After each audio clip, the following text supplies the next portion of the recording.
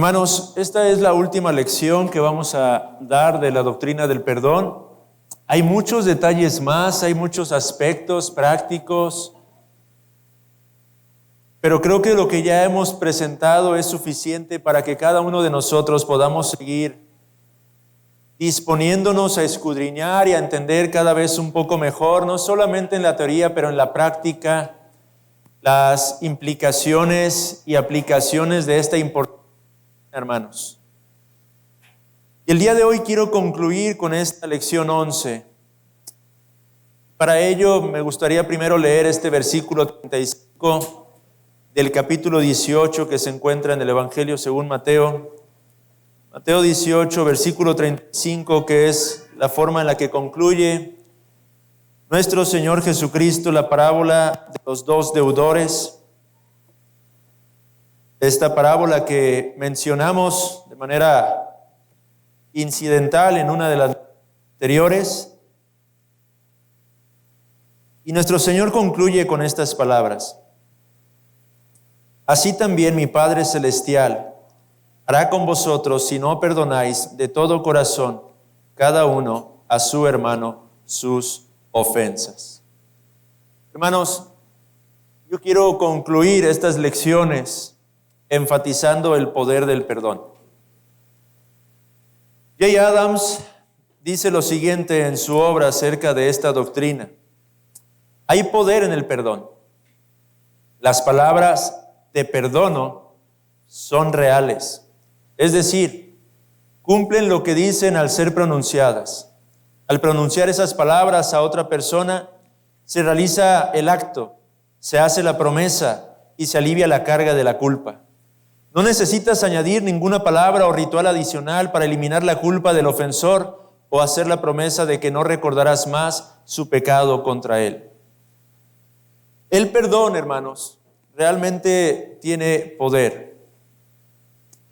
Y tiene poder en varios sentidos. Si hemos entendido correctamente esta doctrina, tenemos que reconocer que lo tiene. Al igual que las palabras, los declaro marido y mujer, que pronuncia un ministro en una boda, las palabras pronunciadas realmente "te perdono" logran al fin el fin que se persigue. Cuando le dices a otro esas palabras, se produce el perdón. Y por lo tanto, la persona queda verdadera y completamente perdonada. La culpa queda eliminada. El que ha sido liberado de su pecado siempre puede apelar a ese hecho, incluso si tú no cumples tu promesa de no volver a recordar su pecado en contra suya. El ofensor incluso podría volver a pecar, haciendo una vez más aquello por lo que fue perdonado. Puede incluso que no haya sido sincero en su confesión de pecado, pero cuando la promesa se ha hecho, el acto verdadera y realmente ha sido consumado. Ahora, la falta o la admisión de la falta de sinceridad en el arrepentimiento del ofensor debería ser tratada, pero tratada como un asunto separado en un punto posterior. El acto de perdonar a otro nos vincula a cada uno de nosotros a una promesa de la misma manera en la que lo hace un voto. Como las propias palabras son incondicionales, el perdón no se puede revocar. ¿Qué quiero decir con esto? En primer lugar, hermanos, el perdón precisamente establece una promesa irrevocable. Si le han ofendido a usted y han venido arrepentidos pidiéndole perdón y usted ha perdonado, ha hecho una promesa que no puede volverse atrás. Quizá esa persona pueda volver a pecar. Quizá esa persona pueda manifestar que su arrepentimiento no fue del todo sincero. Pero al haber dicho usted que lo perdona, usted hizo una promesa que es irrevocable, y ese otro pecado que se está agregando debería de tratarse de otra forma particular o en un nuevo proceso, digámoslo así. Pero cuando usted o yo decimos "te perdono", realmente estamos haciendo una promesa delante de Dios y una promesa a aquel que ha pecado en contra nuestra, hermanos. La promesa de no volver a sacar a colación esa ofensa para juzgarlo o condenarlo por causa de ella, hermanos. El perdón tiene poder entonces en primer lugar, porque cuando alguien dice estas palabras, ciertamente está haciendo una promesa y una promesa que es irrevocable. Pero en segundo lugar, el perdón tiene poder, porque cuando uno dice "te perdono", está haciendo la cancelación de una deuda en realidad.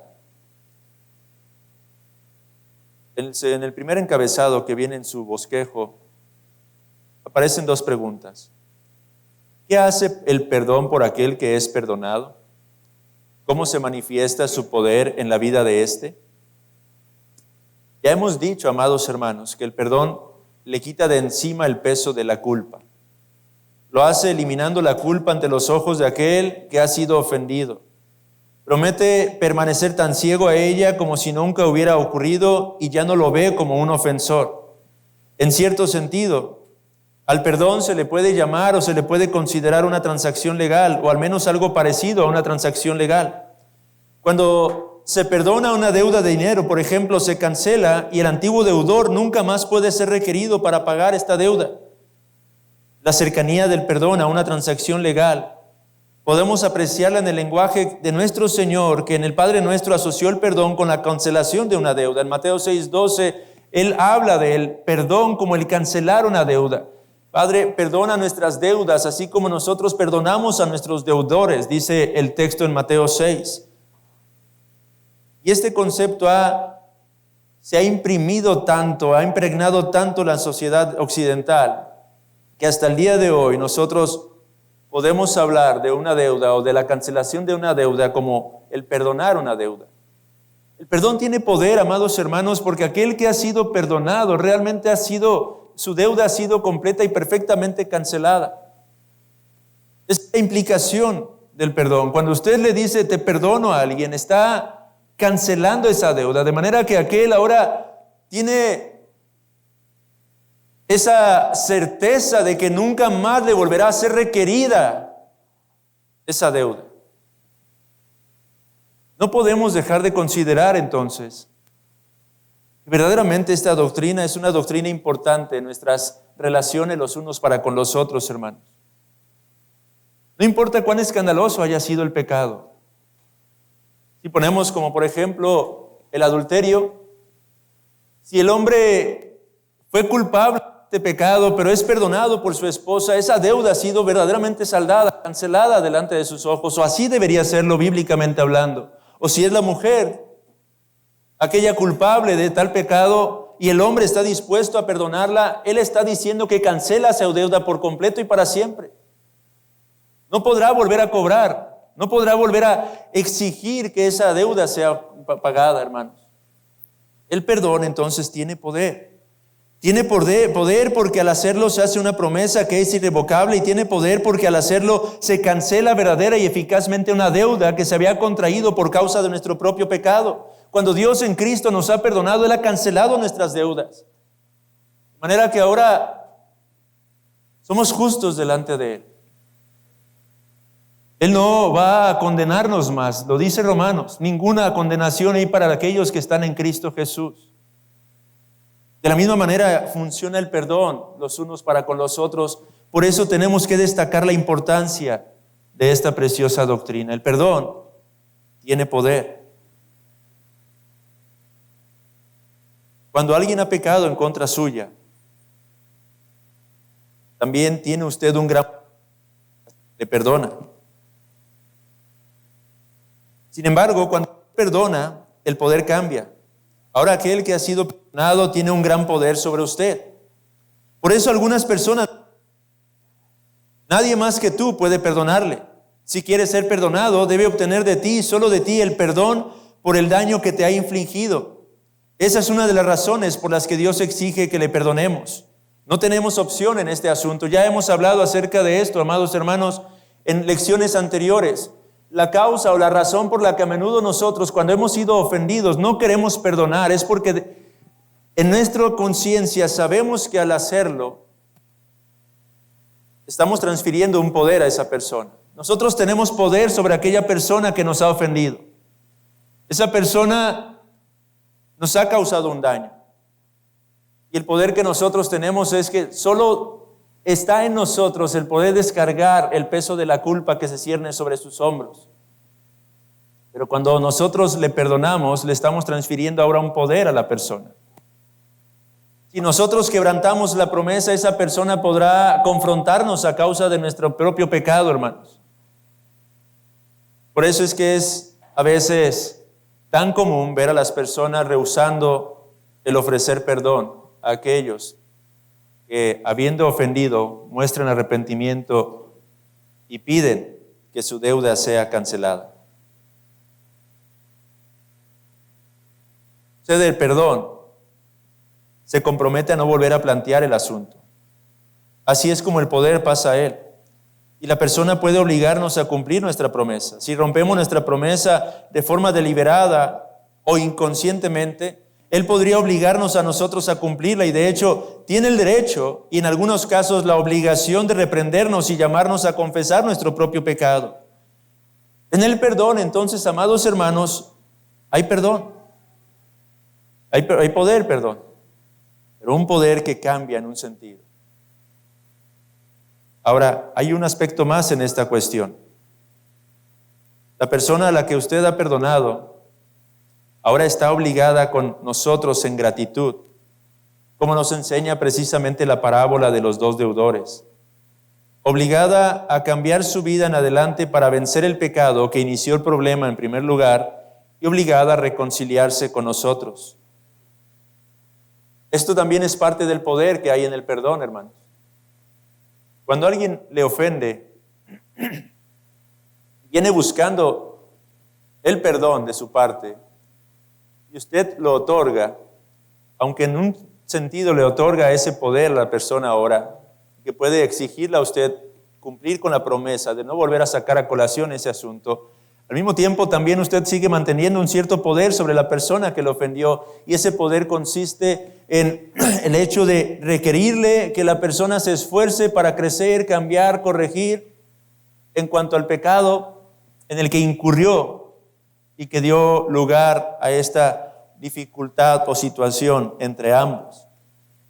Nosotros ahora, al haber perdonado a una persona, tenemos también la autoridad de obligarle a tomar las medidas necesarias para que éste pueda seguir creciendo en santidad, conforme al llamado de las Sagradas Escrituras. De esta manera también se conserva el poder y se reorienta hacia ti como perdonador. Todas estas relaciones demuestran algo del enorme poder que se ejerce en la transacción, confesión y perdón, hermanos. Todo esto que estoy diciendo, amados hermanos, no son más que aspectos o aplicaciones e implicaciones de todo lo que ya hemos estado hablando acerca de esta doctrina. Pero lo que quiero destacar el día de hoy es precisamente que estas implicaciones tienen lugar porque el perdón tiene poder. Una doctrina sumamente importante, hermanos. Una doctrina que nos confiere poder tanto a aquellos que somos perdonados como a aquellos que perdonamos. Y el poder mal utilizado siempre puede ser destructivo, hermanos. Es peligroso tanto en manos de personas sin escrúpulos como de personas que son incompetentes. Y esta es una de las razones por las que hemos tomado el tiempo para estudiar cada una de estas enseñanzas, a fin de que entendamos lo que Dios exige de nosotros y cómo evitar errores, así como tratar con aquellos que no son sinceros al pedir o al conceder el perdón. Dice un autor, Jay Adams, como quien posee una medicina que solo puede curar una temida enfermedad, estás ante el malhechor arrepentido cuya angustia por su pecado puede aliviarse con las palabras que solo tú puedes pronunciar. Si le niegas la medicina, si le niegas el perdón, las consecuencias pueden ser terribles. Por otro lado, si inconscientemente resbalas y rompes tu promesa de no recordar más su pecado, aquel a quien has perdonado tiene el poder de insistir en tu falta, exigiendo confesión a su vez o cubriendo tu falta en amor. Una persona verdaderamente arrepentida hará esto último si tiene el más mínimo indicio de que lo que hiciste no fue deliberado ni malintencionado. Por eso, cuando el poder de hacer el bien se retiene cuando no debería, se convierte en poder para hacer el mal. ¿Se tratan de dos pequeñas palabras? Yo creo que no. Las palabras te perdono son palabras con gran poder y como tales, esas palabras, junto con todo lo que representan, deben ser manejadas con mucho cuidado. Hermanos,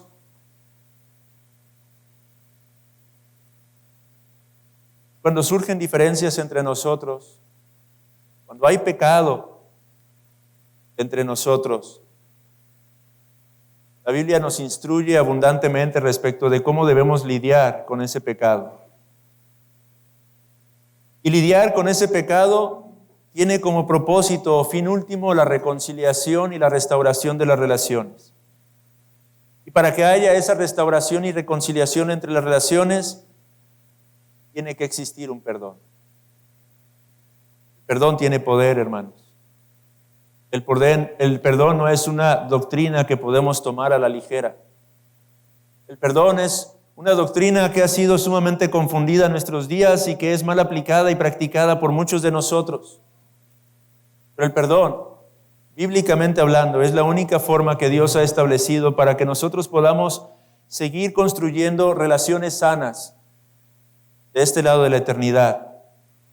Puesto que mientras estemos en este estado aún no glorificado, el pecado a menudo seguirá aflorando en nuestros propios corazones y por causa del pecado a menudo nos ofenderemos unos a otros. Pero a través del perdón, Dios garantiza y asegura que cada uno de nosotros podamos seguir creciendo y madurando. Entendamos pues, amados hermanos, la importancia de conocer, profundizar, comprender cada vez mejor, no solo en la teoría, pero en la práctica, la aplicación de esta preciosa doctrina, hermanos. Perdón tiene un poder, no solamente porque la promesa que se hace es una promesa irrevocable, no solamente porque la cancelación de la deuda es una cancelación real, completa y verdadera. El poder tiene un poder, pero el perdón tiene un poder porque éste transforma la vida de las personas. En el poder del perdón reside el potencial de liberar a otros de la miseria y de ayudarles, por la gracia de Dios, a cambiar sus vidas. Cuando uno dice arrepentirse, declara su intención de apartarse de los pensamientos y de caminos pecaminosos. Cuando tú le perdonas, está implícito en esa transacción que harás todo lo necesario para ayudarle a cambiar. Y la persona hará todo lo necesario para cambiar. Esa es la determinación del arrepentimiento. El ofensor no solo puede obligarle a cumplir esa promesa implícita, sino que puede incluso verse obligado. Perdón, es que estoy mal aquí en mi nota. Déjeme regresarme a esta cita. En el poder del perdón reside el potencial de liberar a otros de la miseria y de ayudarles, por la gracia de Dios, a cambiar sus vidas. Cuando uno dice arrepentirse, declara su intención de apartarse de los pensamientos y caminos pecaminosos. Cuando usted le perdona, está implícito en esa transacción que hará todo lo necesario para cambiar. Esa es la determinación del arrepentimiento. Y usted no solo puede obligarle a cumplir esa promesa implícita, sino que puede verse obligado a ofrecerle ayuda. En el pasaje que estudiamos de 2 Corintios 2, en el que el pecador perdonado fue recibido de nuevo en el redil después de haber sido expulsado de la iglesia, uno de los requisitos para cada miembro del cuerpo era ofrecer ayuda. En el perdón privado entre usted y aquel que le ha ofendido solamente, usted podría ser el único que está disponible para brindar esta clase de ayuda. Cuando nadie más está disponible, usted debe ayudar. En Gálatas capítulo 6, versículos 1 y 2, Pablo insiste en ello.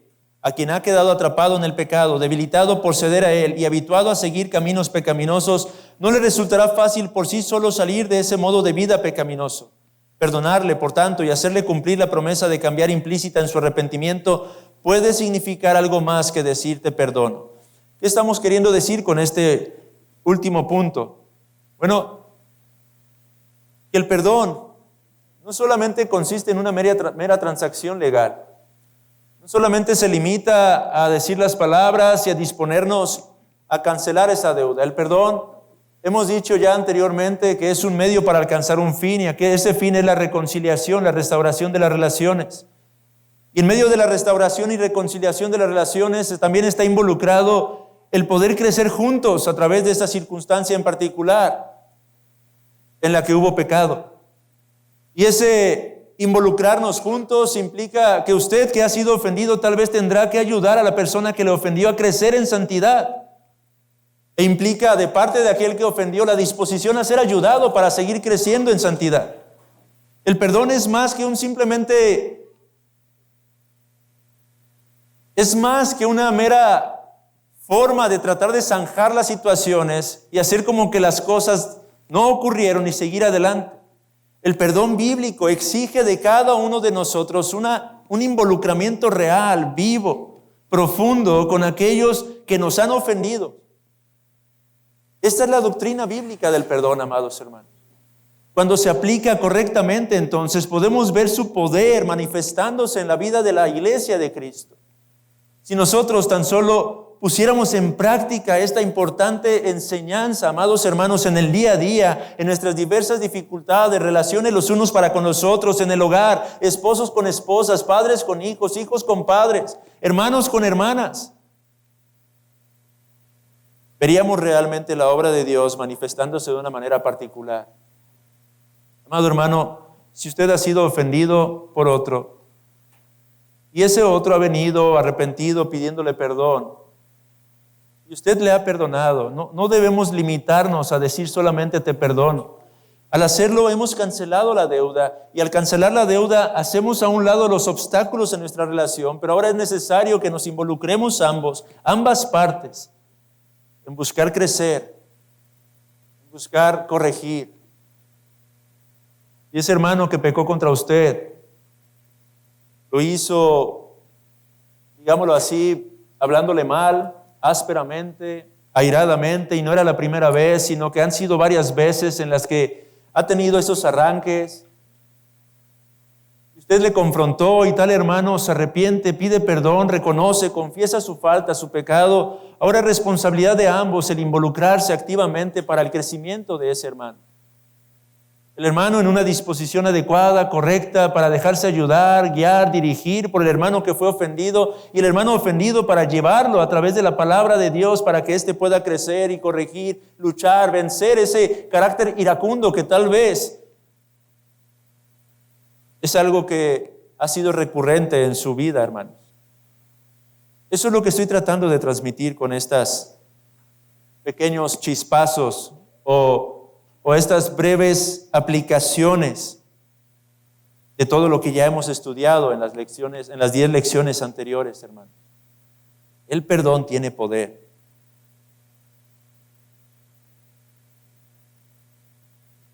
El perdón tiene poder para cambiar a las personas, hermanos.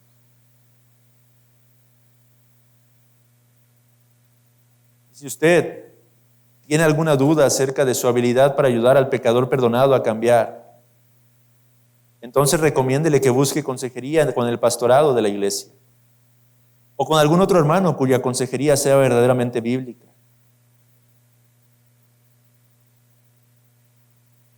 El perdón nos da una gran responsabilidad, hermanos. No se limita simplemente a decir, te perdono. El perdón nos responsabiliza delante de Dios para ayudar a ese hermano y que ambos podamos crecer juntos. Reconozcamos pues que en el uso o mal uso de la dinámica arrepentimiento-perdón hay un gran poder que puede actuar para bien o para mal. Por eso, por ejemplo, al hablar del perdón en la conclusión de la severa parábola de los 2 deudores, Jesús advierte que un cristiano debe perdonar de corazón. Es el texto que leíamos al principio. Y lo hace porque el perdón debe ser algo verdaderamente auténtico. Cuando dice nuestro Señor que somos llamados a perdonar de todo corazón, enfatiza que el perdón debe ser un perdón que surge desde la persona interior. Así que las palabras te perdono, pronunciadas solamente con los labios, deberían estar respaldadas por una auténtica determinación interior a perdonar. Las palabras exteriores y la realidad interior deben coincidir, y esta es la preocupación de nuestro Señor Jesucristo en este pasaje. Esto es lo que Él quiere decir. Este deseo debe ser un deseo de agradar a Dios obedeciendo su mandamiento de perdonar. No tiene que ser un deseo de perdonar considerado en sí mismo como si hubiera que esperar a tener el sentimiento adecuado. No. Hemos visto que Dios manda perdonar cuando lo pide alguien que dice estar arrepentido. Para complacerle entonces es necesario que nosotros perdonemos a otros. Sin embargo, si mantenemos nuestra promesa, nuestros sentimientos al final seguirán a nuestras propias acciones. De hecho, si realmente estamos actuando conforme a la Escritura, el fruto de nuestra obediencia será evidente en la paz y gozo que el perdón bíblico trae al alma. Aunque el proceso en sí puede ser una experiencia triste y solemne, el resultado siempre deberá ser gozo cuando se ha llevado adecuadamente esta dinámica de perdón. Perdón, entonces, amados hermanos, tiene verdaderamente un poder que transforma la vida de toda una iglesia local cuando ésta lo aplica adecuadamente. Mi oración, amados hermanos, a través de todas las lecciones que dimos, es que cada uno de nosotros que hemos escuchado estas enseñanzas, podamos asumir la responsabilidad delante de Dios de tratar nuestras diferencias, de tratar el pecado de los unos con los otros, de forma que Él sea glorificado a través de la confesión y a través del perdón. Un perdón que no se limita simplemente al aspecto externo, pero que tiene que involucrar el aspecto interno. Perdón que involucra nuestro deseo de glorificar al Señor en todo cuanto somos llamados a hacer. Y que de esta manera todos juntos podamos seguir creciendo en santidad. Yo espero, amados hermanos, que las lecciones, insisto, creo que ahora estoy redundando en muchas cosas porque lo único que quería era hacer una especie de conclusión. Al mismo tiempo de seguir presionando nuestras conciencias en cuanto a la importancia del perdón a causa del poder que éste tiene en sí mismo.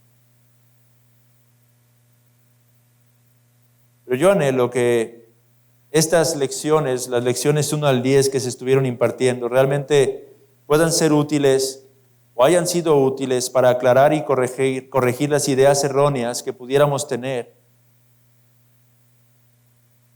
Y que nos permitan desarrollar un conocimiento práctico, más completo y consistente con el perdón bíblico. Y es mi anhelo que estas enseñanzas nos hayan empujado o nos empujen a hacer un balance de nuestras vidas con respecto a nuestras relaciones con los demás y delante de Dios. Y por eso simplemente quiero concluir esta serie de lecciones con algunos consejos de aplicación práctica, hermano. Yo quiero alentar a esta iglesia, a los miembros de esta iglesia local,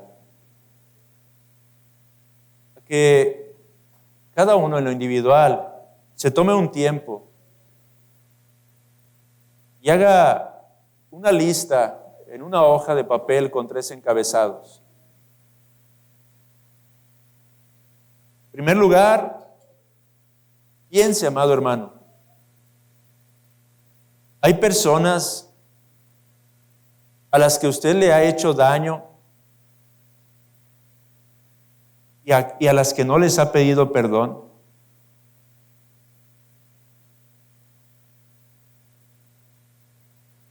Y tome nota de esos nombres. En segundo lugar, piense, hay personas a las que usted no se ha acercado por algún agravio que ha provocado separación entre ambos. Es decir, considera que esa persona le ofendió, pecó contra usted, y lejos de acercarse para tratar de arreglar la situación, se ha alejado, se han separado ambos. Anote esos nombres también. Y en tercer lugar, hay personas que eventualmente le pidieron perdón.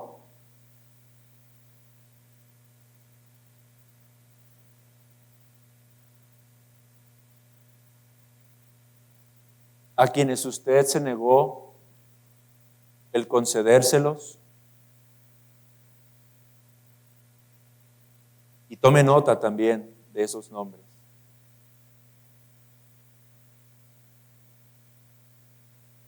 Puede ser que no haya ningún nombre en alguno de esos encabezados.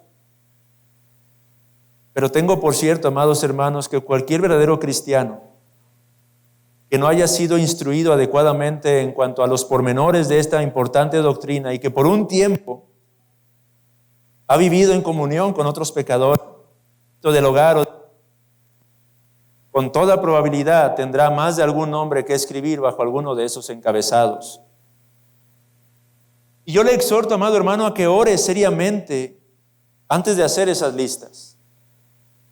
Que vaya ante la presencia de Dios y ruegue con sinceridad, que abra su conciencia, su corazón, su entendimiento. Si hay algunas personas con las que tendría que tratar algún asunto que ha quedado. Tras orar, anote esos nombres de cada una de esas personas y junto a esos nombres de las personas anote en una o dos palabras la naturaleza de la ofensa que debe ser tratada con tales personas. Asegúrese de que los males que enumera como cometidos contra otro son realmente transgresiones contra él. Recuerde que en otra ocasión, en otra lección, hablábamos acerca de los pensamientos o actitudes interiores pecaminosas y que estas solamente deben de tratarse delante de Dios. Si usted ha tenido un mal pensamiento contra uno de sus semejantes, no tiene por qué ir y decírselo al hermano. Guárdelo para usted y trátelo con Dios. Y si no logra vencerlo, busque consejería. Pero piense en los pecados objetivos que pudo haber cometido contra ese hermano. Aquí no estoy hablando de que si usted tuvo un mal sentimiento contra alguien, vaya y le confiese ese mal sentimiento, si no incurrió en alguna falta objetiva en contra de este hermano, porque será peor. Ahora, si acusa a alguien de un mal contra usted en su segundo encabezado, asegúrese verdaderamente de que se trata de una ofensa externa a la que se refiere, una conjetura de su parte sobre cómo cree que piensa la otra persona. Y en el último encabezado, debería ser claro lo que usted debe hacer en el caso de aquellos a quienes se ha rehusado a perdonar.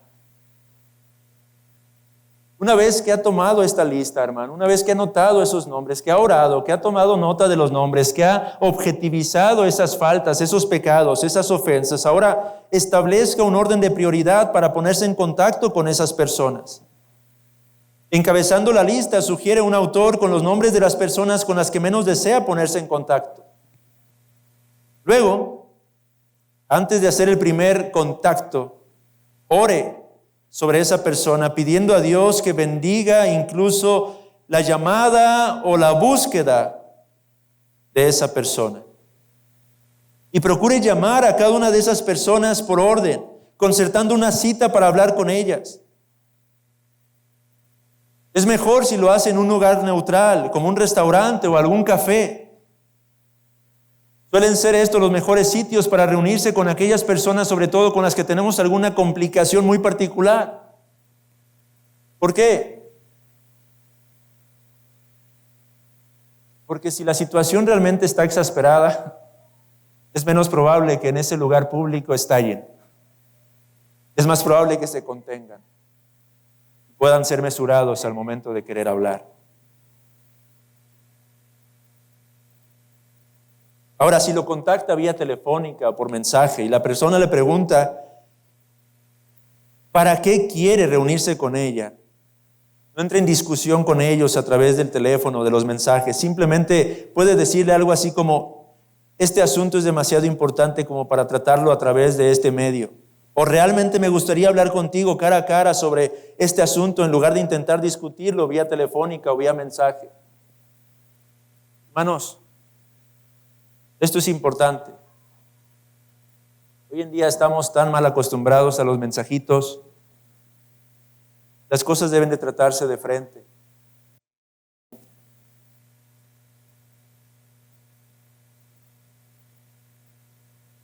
De manera que un asunto tan importante como tratar o buscar la reconciliación a través del perdón no No es algo que se debe tomar a la ligera a la luz de todo lo que hemos visto y que se debería tratar simplemente vía telefónica o vía mensajes.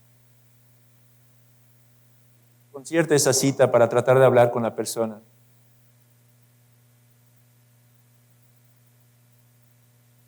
Luego proceda a cumplir cada una de esas citas, una por una. Y en cada caso haga lo que Dios le pide a la luz de todo lo que hemos estudiado. Si no está totalmente seguro de su responsabilidad, vuelva a repasar los principios que ya hemos estado enseñando. Si una o más de estas personas no responden adecuadamente, no se dé por vencido. Y en última instancia, si usted ya hizo todo lo necesario de su parte, recordemos lo que ya vimos en otras lecciones anteriores que nos enseñó en Romanos capítulo 12 el apóstol Pablo. Si es posible, en cuanto dependa de vosotros, estad en paz con todos los hombres. Pero asegúrese de que usted ha hecho todo lo posible, amado hermano. Si la persona en última instancia no quiere saber absolutamente nada, entonces usted puede descansar en ese principio bíblico.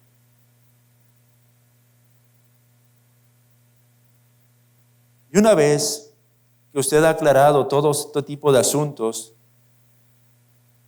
es importante que se disponga a mantener sus cuentas cortas para el futuro. ¿Qué quiero decir con esto, amados hermanos?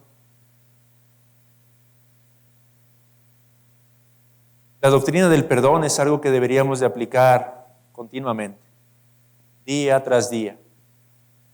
Tal vez haya algunos días que pasen sin que tengan que tratar alguna situación de ofensa, pero amados hermanos, va a haber ofensas, va a seguir habiendo dificultades, usted va a pecar, van a pecar contra usted. Procure mantener cuentas cortas. No demos lugar al diablo. Cuando hay dificultades, cuando hay diferencias entre nosotros, cuando hay ofensas, procuremos ser prontos para tratar el asunto. De manera que podamos tener una limpia conciencia delante de Dios, estar tranquilos delante de Dios. Y, amado hermano, déjeme enfatizar recordándole, busque siempre primero el perdón de Dios y después el de los hombres. Y nunca acuda o trate algún asunto de esto sin estar preparado espiritualmente. Tome siempre tiempo para orar y leer la palabra. Comience siempre por buscar el perdón del Señor. Y en el caso de estas personas a las que usted debe de buscar para reconciliar las circunstancias, la situación, una buena forma de comenzar la plática con ellas es pidiendo perdón por haber retrasado su intento de reconciliar.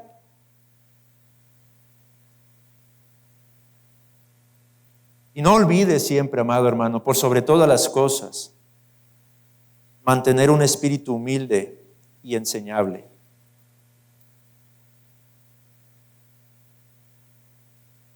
Jay Adams dice esto: cuando regresas de un país extranjero, debes pasar por inmigración antes de salir del aeropuerto. El funcionario de inmigración te va a preguntar: ¿hay algo que tenga que declarar? En la presencia de tu Padre Celestial, imagine que Él le va a hacer la misma pregunta. ¿Hay algo que tengas que declarar? Él no te escuchará si te niegas a perdonar a otros y si vives en una condición de no reconciliación con ellos. Por eso, amados hermanos, es tan importante que procuremos siempre mantener esas cuentas cortas. Hay poder en el perdón. El perdón es importante, el perdón es vital. Cristo lo enseñó, habló tanto acerca de esto. No es fácil el perdón. Creo que a la luz de todo esto que hemos estado estudiando nos queda más claro el por qué nuestro Señor Jesucristo advirtió solemnemente acerca de esta enseñanza en Lucas 17, cuando simplemente predispuso el corazón de sus discípulos al decirles: mirad por vosotros mismos, si tu hermano pecare contra ti, repréndele, y si se arrepintiere, perdónale, y si 7 veces al día pecare contra ti, 7 veces al día volviera a ti diciendo: me arrepiento, perdónale. Nuestro Señor Jesucristo de antemano estaba advirtiendo acerca de la importancia, el peso, la dificultad de esta importante enseñanza. Tan es así que los discípulos respondieron diciendo: Señor, aumenta nuestra fe. Ellos entendieron las implicaciones de la aplicación de esta doctrina, amados hermanos, y espero que nosotros entendamos también las implicaciones de esta doctrina y que podamos vivir procurando la llenura del Espíritu Santo a fin de poder aplicarla para gloria y alabanza del nombre de nuestro Dios, hermanos. Amado hermano, el perdón es la única forma establecida por Dios para que nosotros podamos seguir viviendo para gloria y alabanza de su nombre en nuestras relaciones y tratos con otros pecadores.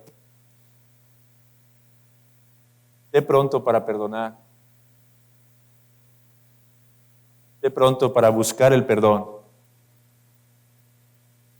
Por el bien de tu alma, por el bien de tu iglesia, por el bien de los que te rodean, hermano.